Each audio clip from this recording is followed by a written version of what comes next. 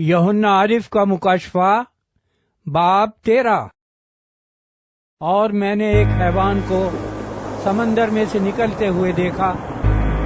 उसके 10 सींग और 7 सर थे, और उसके सींगों पर 10 ताज, और उसके सरों पर कुफ्र के नाम लिखे हुए थे। और जो हैवान मैंने देखा उसकी शक्ल तेंदुए की सी थी, और पांव रीछ के से, और मुंह बबर का सा। और उस अजदाह ने अपनी कुदरत और अपना तख्त और बड़ा इख्तियार उसे दे दिया। और मैंने उसके सरों में से एक पर गोया जख्म कारी लगा हुआ देखा, मगर उसका जख्म कारी अच्छा हो गया। और सारी दुनिया ताज्जुब करती हुई उस हैवान के पीछे पीछे बोली। और चूंकि उस अजदाह ने अपने इख्तियार उस हैवान को दे दिया था, इसलिए उन्होंने अजदाह की परस्तिश की, और उस हैवान की भी ये कहकर परस्तिश की, इस हैवान की मानिंद कौन है? कौन उससे लड़ सकता है? और बड़े बोल बोलने और कुफ्र बकने के लिए उसे एक मुंह दिया गया, और उसे 42 महीने तक काम करने का इख्तियार दिया गया।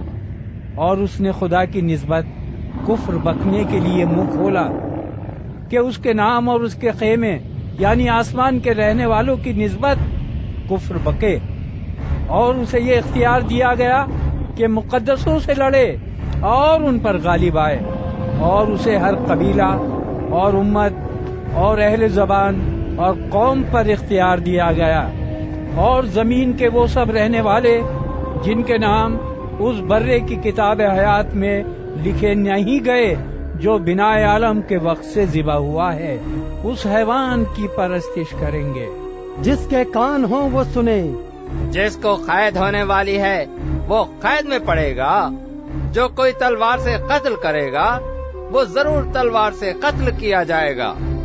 मुकद्दसों के सब्र और ईमान का यही मौका है। फिर मैंने एक और हैवान को जमीन से निकलते हुए देखा। उसके बर्रे के से 2 सींग थे, और अजदाह की तरह बोलता था।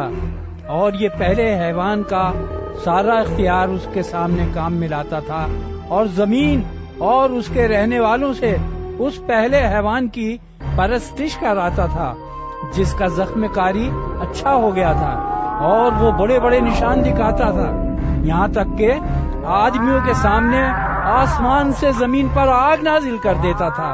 और जमीन के रहने वालों को उन निशानों के सबब से जिनके उस हैवान के सामने दिखाने का उसको इख्तियार दिया गया था, इस तरह गुमराह कर देता था कि जमीन के रहने वालों से कहता था कि जिस हैवान के तलवार लगी थी और वो जिंदा हो गया, उसका बुत बनाओ।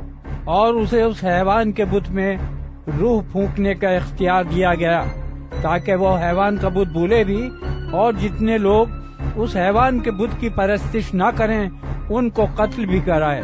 और उसने सब छोटे बड़ों, दौलतमंदों और गरीबों, आजादों और गुलामों के दाहिने हाथ या उनके माथे पर एक एक छाप करा दिया, ताकि उसके सिवा जिस पर निशान यानी उस हैवान का नाम या उसके नाम का अदद हो, और कोई खरीद और फरोख्त न कर सके। हिकमत का ये मौका है। जो समझ रखता है वो इस हैवान का अदद गिन ले, क्योंकि वो आदमी का अदद है। और उसका अदद 666 है।